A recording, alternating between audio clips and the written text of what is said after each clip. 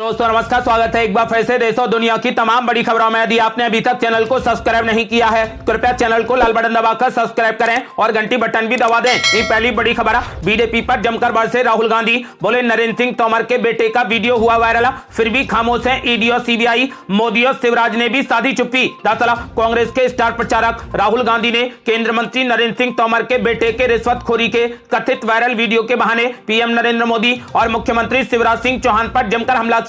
राहुल गांधी ने जबलपुर में एक चुनावी सभा में कहा कि केंद्रीय मंत्री नरेंद्र सिंह तोमर के बेटे का पैसे लेने का एक वीडियो वायरल हुआ है जिसमें करोड़ों अरबों की डील हो रही है, लेकिन ईडी, सीबीआई, इनकम टैक्स किसी ने भी कोई कार्रवाई नहीं की। पीएम मोदी और शिवराज सिंह चौहान ने चुप्पी साध रखी है। उन्होंने कहा कि क्या ईडी, सीबीआई और इनकम टैक्स सिर्फ कांग्रेस नेताओं पर ही कार्रवाई करने के लिए बने हैं। राहुल गांधी ने पीएम मोदी पर जबरदस्त हमला बोला। जबलपुर की 3 विधानसभा सीटों पर तकरीबन 5 किलोमीटर लंबे रोड शो के बाद चुनावी सभा को संबोधित करते हुए राहुल गांधी ने पीएम मोदी पर आरोप लगाया है कि मोदी चुनाव जीतने के लिए खुद को ओबीसी बताते रहते हैं, लेकिन जब पिछड़ों के अधिकार की बात होती है तो वो साफ मुकर जाते हैं। उन्होंने कहा कि नरेंद्र सिंह तोमर के बेटे का वीडियो वायरल हुआ है, फिर भी ईडी और सीबीआई पूरे तरीके से खामोश हैं। अगली बड़ी खबर, अखिलेश यादव ने एक बार फिर कांग्रेस पार्टी पर जमकर निकाली भड़ासा, बोले जातीय जनगणना के खिलाफ है कांग्रेस पार्टी। दरअसल मध्य प्रदेश में कांग्रेस पार्टी से गठबंधन नहीं हो पाने के बाद से समाजवादी पार्टी के अध्यक्ष अखिलेश यादव लगातार हमलावर हैं। वो बीजेपी के साथ साथ कांग्रेस पार्टी पर भी जमकर हमले कर रहे हैं। इसी बीच सपा अध्यक्ष छतरपुर पहुंचे, जहां उन्होंने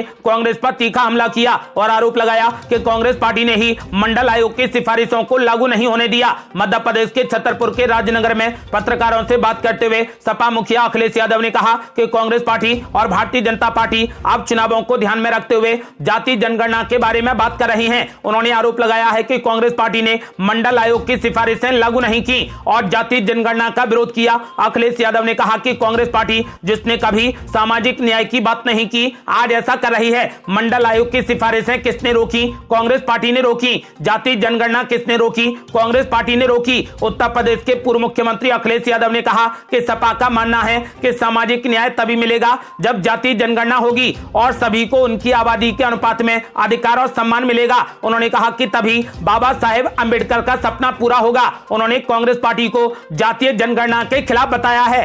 अगली बड़ी खबर, संजय सिंह को कोर्ट से नहीं मिली राहत, बीजेपी पर बोला जबरदस्त हमला, बोले ये लोग केजरीवाल के साथ में बड़ी घटना को अंजाम देने वाले हैं। दरअसल दिल्ली आबकारी नीति मामले में कोर्ट ने आम आदमी पार्टी सांसद संजय सिंह की न्यायिक हिरासत 24 नवंबर तक बढ़ा दी है। साथ ही राज्य रेवेन्यू कोर्ट के स्पेशल जज M.K. नागपाल ने संजय सिंह को मजीठिया मामले में निकले प्रोडक्शन वारंट में पेशी के लिए अमृतसर ले जाने के लिए ट्रेन द्वारा 18 नवंबर की इजाजत दे दी है। कोर्ट से निकलते वक्त संजय सिंह ने कहा कि केजरीवाल को फंसाने की बहुत बड़ी साजिश है। उन्होंने कहा कि सिर्फ गिरफ्तारी नहीं बल्कि ये लोग केजरीवाल के साथ में बड़ी घटना को अंजाम देने वाले हैं। अगली बड़ी खबर, राहुल गांधी ने एक बार फिर पीएम मोदी पर बोला जबरदस्त हमला, बोले जिस राज्य में बीजेपी की सरकार है उस राज्य में युवा बेरोजगार हैं। दरअसल मध्य प्रदेश में कांग्रेस और बीजेपी के बीच में जुबानी जंग जारी है। कभी बीजेपी की तरफ से पीएम नरेंद्र मोदी कांग्रेस पर हमला बोलते हैं तो जवाब में कांग्रेस पार्टी की तरफ से राहुल गांधी उन्हें अडानी के मामले में घेरते नजर आते हैं। शुक्रवार को सतना में एक जनसभा में बोलते हुए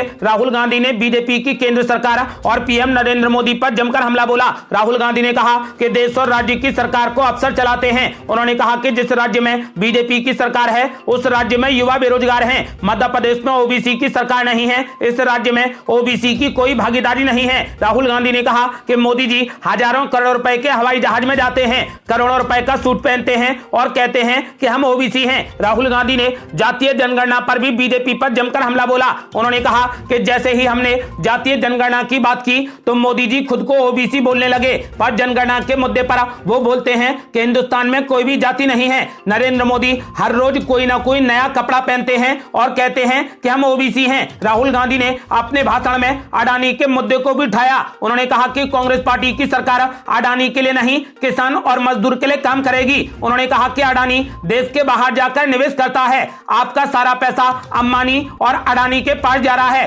कांग्रेस नेता राहुल गांधी ने कहा कि कांग्रेस पार्टी ने मनरेगा दिया जिससे गरीबों को रोजगार मिला। राहुल गांधी ने भाषण भाषण में अपनी भारत जोड़ो यात्रा के अनुभव को भी दोहराया। उन्होंने कहा कि भारत जोड़ो यात्रा में हमने देखा कि देश में कितनी बेरोजगारी है। इंजीनियरिंग करके भी वे कूली का काम कर रहे हैं। युवाओं में कोई भी कमी नहीं है, उनमें ऊर्जा है, वे देश को मजबूत करना चाहते हैं। राहुल गांधी ने कहा कि सबसे कर्मठ युवा हमारे देश में है, लेकिन केंद्र की मोदी सरकार बेरोजगारी पर कुछ भी नहीं कर रही। अगली बड़ी खबर, मुख्यमंत्री अशोक गहलोत ने भी पीएम मोदी पर बोला जबरदस्त हमला। बोले बीजेपी के पास कोई मुद्दा नहीं, धर्म के नाम पर लोगों को भड़का रहे पीएम मोदी। दरअसल राजस्थान के मुख्यमंत्री अशोक गहलोत ने पीएम नरेंद्र मोदी के उदयपुर में दिए गए बयान पर आपत्ति जताई। पीएम मोदी ने कहा था कि आतंकियों से सहानुभूति रखने वाली कांग्रेस सरकार राजस्थान को बर्बाद कर देगी। इस पर मुख्यमंत्री अशोक गहलोत ने कहा कि पीएम मोदी धर्म के नाम पर लोगों को भड़का रहे हैं। उदयपुर में हुए कन्हैयालाल मामले में प्रधानमंत्री को सही चीज मालूम नहीं है, वो जुमलेबाजी कर रहे हैं। अशोक गहलोत ने कहा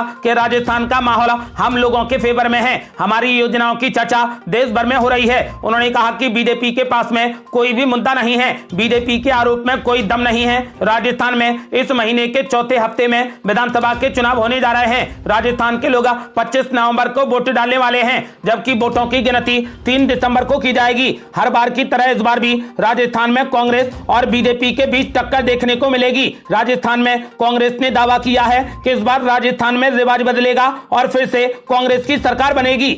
अगली बड़ी खबर, कांग्रेस पार्टी से नाराज होने के बाद एक्शन मोड में अखिलेश यादव। मध्य प्रदेश चुनाव से पहले समाजवादी पार्टी ने किया महान दल से गठबंधन। दरअसल मध्य प्रदेश में होने वाला आगामी विधानसभा चुनाव कई मायनों में बेहद खास बनता जा रहा है। पहले मध्य प्रदेश में सीट बंटवारे को लेकर कांग्रेस और समाजवादी पार्टी के बीच में तकरार पैदा हुई और इसका असर इंडिया गठबंधन पर भी पड़ता दिख रहा है। अब इस तकरार के बीच समाजवादी पार्टी और महान दल एक बार फिर से एक होते दिख रहे हैं। पिछले दिनों महान दल के अध्यक्ष केशव देव मौर्य ने मध्य प्रदेश के जतारा निर्वाचन क्षेत्र में समाजवादी पार्टी अध्यक्ष अखिलेश यादव के साथ मंच साझा किया था। इस मेल ने दूसरे दलों को परेशान कर दिया। दरअसल महान दल का रोहिलखंड और पश्चिमी यूपी क्षेत्रों में साग के सैनी, कुशवाहा और मौर्य जैसे ओबीसी समूहों के बीच में अच्छा वोट आधार है। अब अचानक मध्य प्रदेश विधानसभा चुनाव के लिए समाजवादी पार्टी और महान दल एक बार फिर साथ आ गए हैं। समाजवादी पार्टी प्रवक्ता राजेंद्र चौधरी ने कहा कि महान दल मध्य प्रदेश में समाजवादी पार्टी उम्मीदवारों का समर्थन कर रहा है। पार्टी ने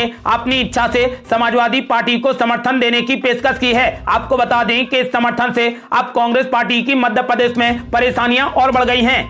अगली बड़ी खबर, कांग्रेस नेता अधीर रंजन चौधरी ने ममता बनर्जी पर बोला जबरदस्त हमला। बोले चुनावी राज्यों में पीएम मोदी के दौरे पर ममता बनर्जी की चुप्पी के पीछे है कोई बड़ा राज। दरअसल लोकसभा चुनाव से पहले केंद्र की नरेंद्र मोदी सरकार को हराने के लिए बने इंडिया गठबंधन में विभिन्न दलों के नेताओं के बीच में तालमेल को लेकर तकरार नहीं थम रही। अब देश के 5 चुनावी राज्यों में बीजेपी के स्टार प्रचारक के तौर पर प्रधानमंत्री नरेंद्र मोदी के दौरे पर पश्चिम बंगाल कांग्रेस अध्यक्ष अधीर रंजन चौधरी ने सवाल खड़े कर दिए हैं। उन्होंने इस मामले में सूबे की मुख्यमंत्री ममता बनर्जी की चुप्पी पर भी सवाल खड़े किए हैं। अधीर रंजन चौधरी ने कहा कि मुझे आश्चर्य है कि जब 5 राज्यों में चुनाव हो रहे हैं और कांग्रेस पार्टी और समूचे विपक्ष को हराने के लिए कड़ा मुकाबला चल रहा है, तो प्रधानमंत्री मोदी हर दिन चुनाव वाले राज्यों में जाने के लिए दिल्ली त्याग चुके हैं। उन्होंने कांग्रेस को गाली देने का सिलसिला जारी रखा है। मुख्यमंत्री ममता बनर्जी की चुप्पी पर सवाल खड़े करते हुए चौधरी ने कहा कि ममता बनर्जी इस दौरान चुप हैं। उनकी चुप्पी देखकर मुझे लगता है कि इसके पीछे कोई बड़ा रहस्य होगा।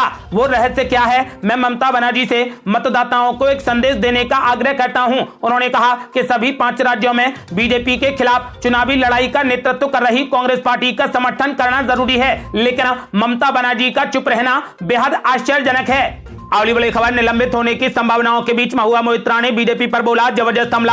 बोली ये देश की पहली एथिक्स कमेटी होगी जो अनैतिक रूप से एक सदस्य को निलंबित करने की बात कह रही है। दरअसल तृणमूल कांग्रेस की सांसद महुआ मोइत्रा इन दिनों मुश्किलों में है। ऐसा कहा जा रहा है कि संसद की ethics committee cash for query मामले में महुआ मोइत्रा को निलंबित करने के लिए स्पीकर को रिपोर्ट दे सकती है। इस पर प्रतिक्रिया देते हुए महुआ मोइत्रा ने कहा कि यह देश की पहली एथिक्स कमेटी होगी जो अनैतिक रूप से एक सदस्य को निलंबित करने की बात कह रही है। सांसद महुआ मोइत्रा ने सोशल मीडिया प्लेटफॉर्म एक्स पर कहा कि देश के संसदीय इतिहास में यह पहली एथिक्स कमेटी है जो किसी सांसद को अनैतिक रूप से निलंबित करने की बात कर रही है। ये वो कमेटी है जो पहले मेरी सदस्यता रद्द करने जा रही है और उसके बाद सीबीआई से मेरे खिलाफ सबूत ढूंढने को कह रही है, यानी सबूत मिलने से पहले ही दंड दिया जा रहा है। ऐसा तो कंगारू अदालतों में होता है। उन्होंने कहा कि मुझे गर्व है कि मेरे साथ ऐसा हो रहा है।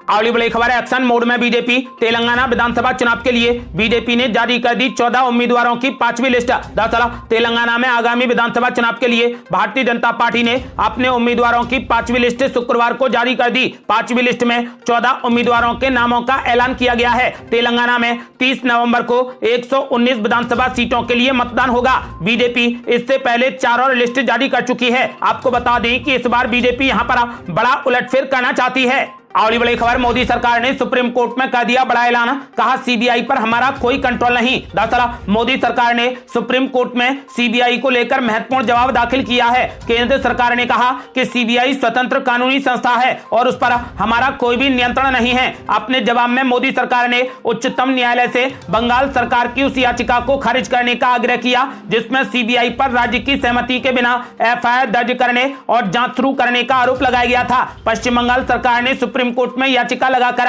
दावा किया है कि राज्य में 12 मामलों की सुनवाई से सीबीआई को हटाया जाना चाहिए। राज्य ने कहा है कि राज्य सरकार के अधिकार क्षेत्र में किसी भी मामले की जांच के लिए राज्य की सहमति अनिवार्य की गई है। बावजूद इसके सीबीआई एफआईआर दर्ज कर रही है और जांच कर रही है। इस पर केंद्र सरकार ने तर्क दिया है कि सीबीआई एक स्वतंत्र कानूनी संस्था है और उसका इस पर कोई भी नियंत्रण नहीं है। आपको बता दें कि मोदी सरकार ने सुप्रीम कोर्ट में ऐलान कर दिया है कि सीबीआई पर हमारा कोई भी कंट्रोल नहीं है। अगली बड़ी खबर, बिहार विधानसभा में जोरदार हंगामा।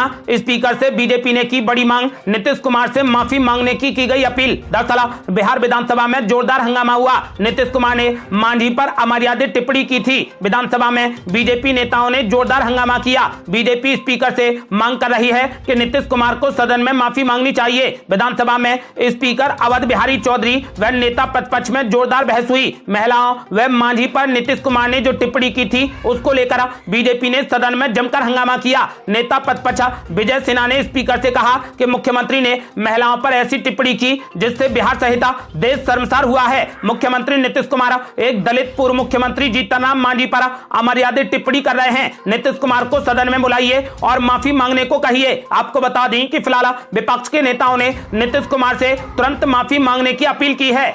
अगली बड़ी खबर, वसुंधरा राजे ने कांग्रेस पार्टी पर बोला जबरदस्त हमला।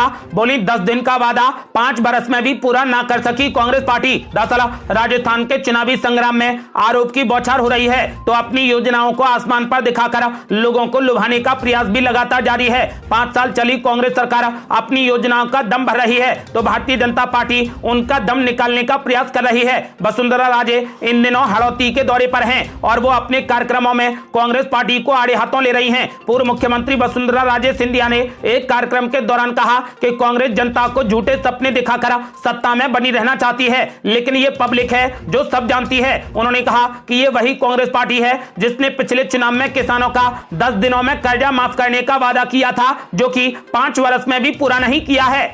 अगली बड़ी खबर, पीएम मोदी ने कांग्रेस पार्टी पर बोला जबरदस्त हमला।